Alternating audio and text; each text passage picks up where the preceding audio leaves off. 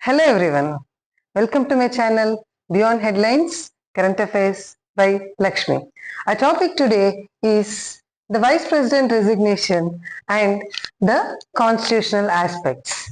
So in today's video, we'll discuss about the office of the Vice President and the articles that are involved with it and the previous members who have resigned in a similar manner and other things.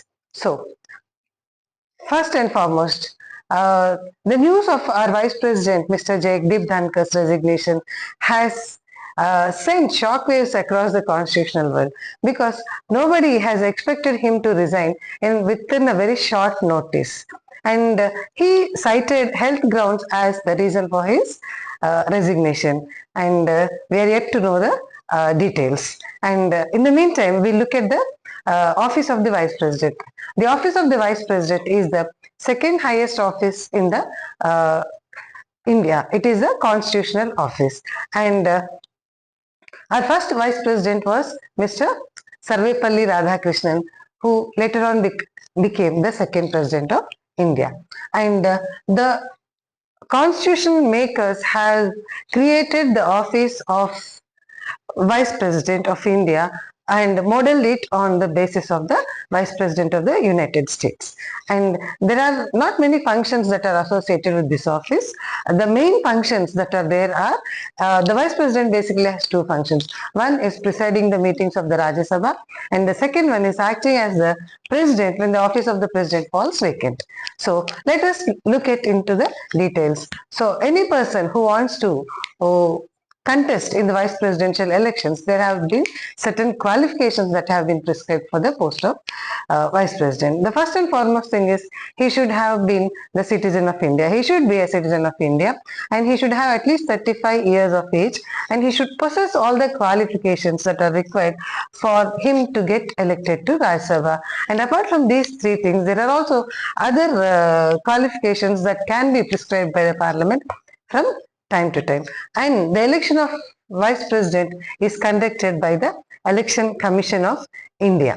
So let us look at it article wise. So Article 63 to 71 are involved in the presidential, Vice Presidential office. So Article 63 says there shall be a Vice President of India, and Article 64 and 65 discusses about the functions of the Vice President. As I said earlier, the Vice President is ex officio chairman of Rajya Sabha. That means by default he is the chairman of Rajya Sabha and he presides over the meetings of the Rajya Sabha and conducts the meetings of the Rajya Sabha in the most manner which is in par with the decorum of the Rajya Sabha.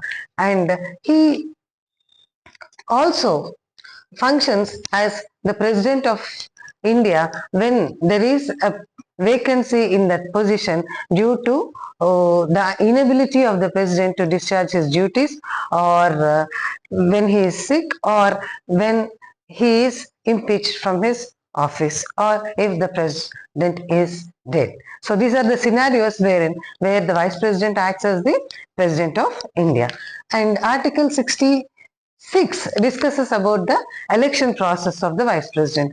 In the election process of the Vice President, the Electoral College is involved. The Electoral College consists of the members of both Lok Sabha and Rajya Sabha, and one unique feature here is the nominated members of the Rajya Sabha also have the right to vote, whereas in the presidential election, the nominated members do not have the right to vote. And that is a unique feature of the Vice President's election.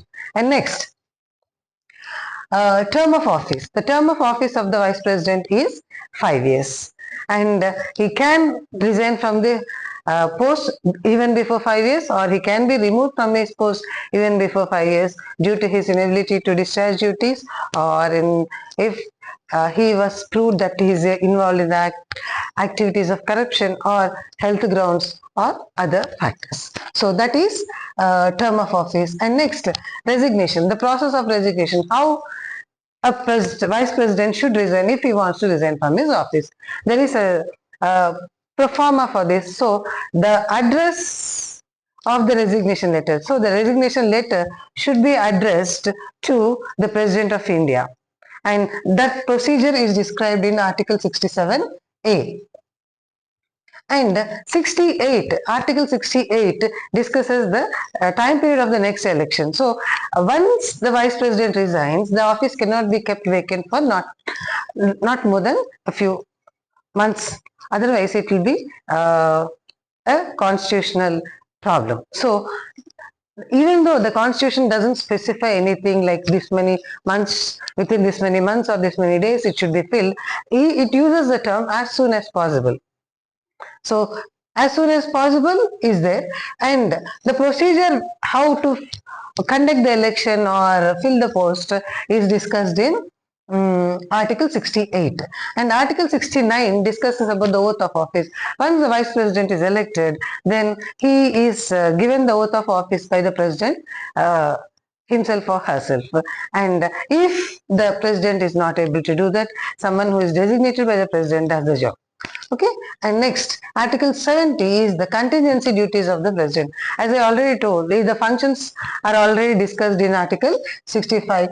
In case of contingency, then the Vice President acts as the President, and in this situation he receives all his salary and allowances as the President and not as Vice President. That is to be noted. And next, Article 71 discusses the matters relating to the election of the President or the Vice President. In specific here, since we are discussing about the Vice President, we will stick on to Vice President. So if there is any disparity or if someone challenges the election of Vice President, the arbitrary court is Supreme Court. The decision of the Supreme Court is final in this. And yeah, there are a few other Vice Presidents who have resigned from the office even before the completion of their term. So those who resigned before the completion of term are V.V. Giri, R. Venkatraman, Bhairam Singh Shekhawat and Shankar Dayal Sharma. So these are the four guys. So V.V. Giri resigned as Vice President and took oath as President because of the death of the President at that time. And R. Venkatraman resigned from his post because he was contesting for the post of President. And same goes with Bhairam Singh Shekhawat. He resigned from his post in 2002, as recent as 2002, because he went on to contest with Pratibha Patil as the presidential candidate, and since he lost it, he resigned from the post of the Vice President. And Shankar Dayal Sharma is another example wherein he contested the presidential election, therefore he resigned from the post of Vice President even before the term concluded. And yes, so far these are the other aspects, and the amount, the salary and the allowances he receives will be in the whenever he is acting as the Vice President, he will receive those things only in the form of Vice President. When he discharges the duties of the President or acting President, then he will receive those allowances and salary as President and not as Vice President. So that's all for today. Thank you. Please like, share and subscribe my channel for more content. Thank you.